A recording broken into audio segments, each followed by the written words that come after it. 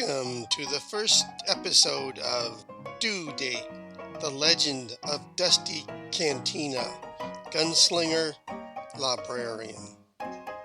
This is Chapter 1, Dusty Rides into Town. They say that Dusty Cantina rode into the town of Dry Gulch on a Thursday. No one really paid much attention, aside from a dog, which opened one eye for a moment, then closed it. Of course, there weren't much of the town back then. There was a stagecoach route along the town's main and only street. The stage stopped about a day's ride off in one direction and stopped again in another day's ride on the other. So someone with an optimistic turn of mind figured they might as well put a stage station there in Dry Gulch. And a few of the local prospectors and ranchers and such who might wander into town to get their mail or get a yard of flannel at the general store might not go so far as to call Dry Gulch a booming metropolis, but they sure appreciated it for a change of scenery. One thing, though, Dry Gulch always had a mighty fine public library with its collection of genre fiction, bestsellers, and government documents with a special focus on the extraction of physical resources from the natural environment. Well, as I was saying, Dusty rode into town on this particular Thursday. The horse ambled down the road without much evident guidance to the largest building in town, distinguished primarily by its miasma of stale beer and piss.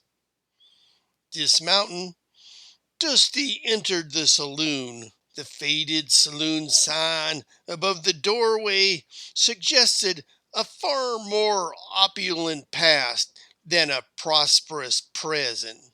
Linky, the piano player, straightened up and plunked out a few lively notes in an attempt to provide a festive tone, but Dusty waved him to silence. "Don't bother," growled Dusty, with a slight shrug. Plinky picked up his recently discarded newspaper and, using his piano as a reading stand, resumed his perusal of the paper.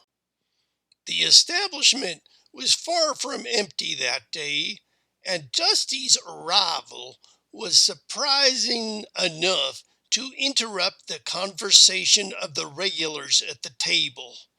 They watched in boozy silence as Dusty strode into the room and slapped a large gold coin onto the bar bottle. The bartender gauged the size of the coin and waited. Dusty fished out a smaller silver coin and slid it alongside. "And a glass."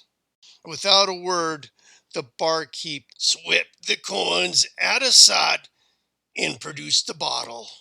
He poured whiskey into a surprisingly clean glass and set it gently on the bar. "New in town, stranger?" asked the bartender, professionally taking a swap at the bar with his cloth. Dusty said nothing, but looked at the drink, said, "After a fashion, I reckon," and downed half a glass in one swallow. "Name is on a smock, friend," the bartender said, bound and determined to hold up his role as a convivial host. "What might yours be?" Dusty took a look at the glass like the answer was there. After another sip, "Dusty Cantina." Setting down the empty glass with one hand, Dusty refilled it from the bottle. Plinky, the piano playing feller, closed his piano, carefully folded up his newspaper, put his hat on his head, and left the room without a word of farewell. The other fellers in the place seemed disinclined to resume their alcohol-fueled discussions, choosing, instead, to focus on Dusty, and the silence began to feel a mite onerous, at least to honest Mike, who felt obligated to break it. "Heh, Mike said. "I heard tell of a Dusty Cantina riding up Montana way," he began. "Road," corrected Dusty. "Left." Dusty took another drink. There are other folks that say they saw Dusty down Santa Fe way with the Fargo brothers a while back, Honest Mike offered hopefully. "I do remember them Fargo boys," Dusty agreed in a quiet voice. "Where does the time go?"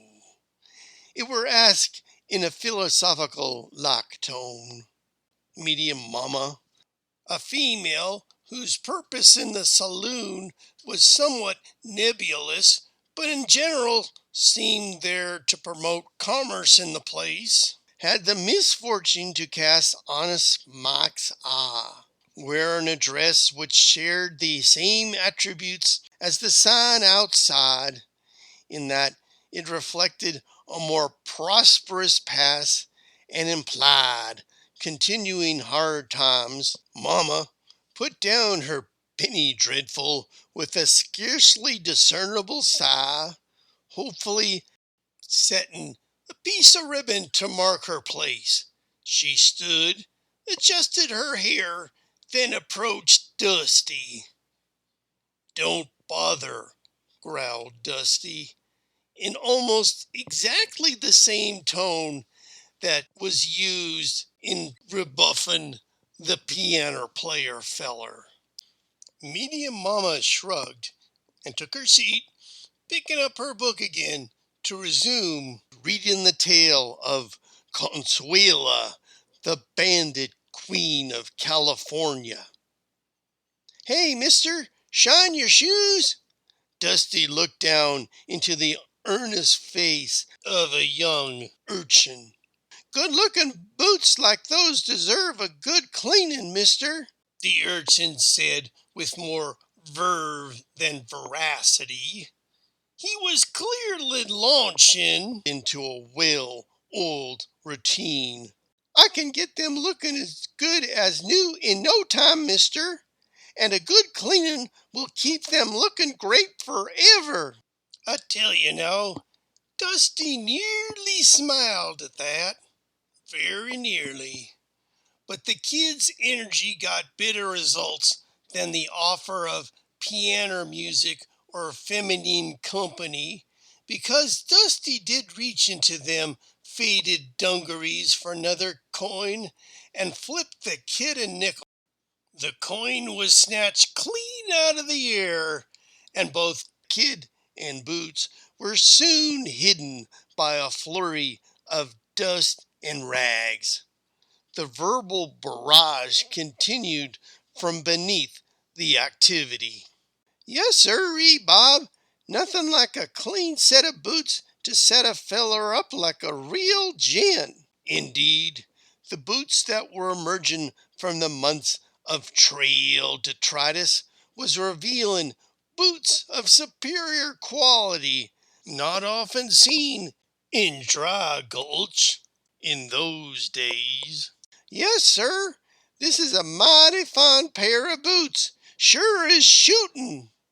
With the word shootin', Dusty froze, which caused the kid to pause and stop mid-prattle. "Something the matter, mister? Gosh, I'm sorry I said something to upset you, mister. I'm really sorry. Golly, Ma says I should learn to keep my big fat mouth shut. Why do I go on and on and on like that, she says, never knowing when to stop flapping my gums.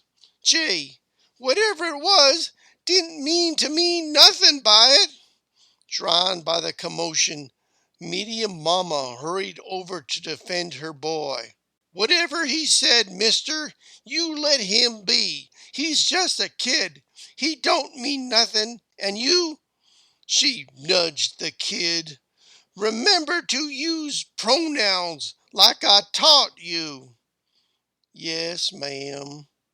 I didn't mean nothing to you by what I said, the kid said dutifully. Never mind all that, said Dusty, and mother and son relaxed. But kid, Dusty added. Yeah, mister, said the kid. It ain't mister, it's miss. Folks said that it was a Thursday when Dusty rode into town. Maybe it was, maybe it wasn't. Back then, each day was pretty much like the other. Then Dusty rode into town, and it didn't take long before the fine people of Dry Gulch figured out things were going to change in a hurry, no matter what day of the week it was. Well, that's it for this episode of Due Date, the true legend of Dusty Cantina, gunslinger, librarian. This episode were written by Dan McLaughlin and Margaret Schmidt, read by Dan McLaughlin, and produced by the fine folks at Totally Honest Productions. That's it for this episode. See you next time on the trails, and have a good time there at the library. Bye-bye.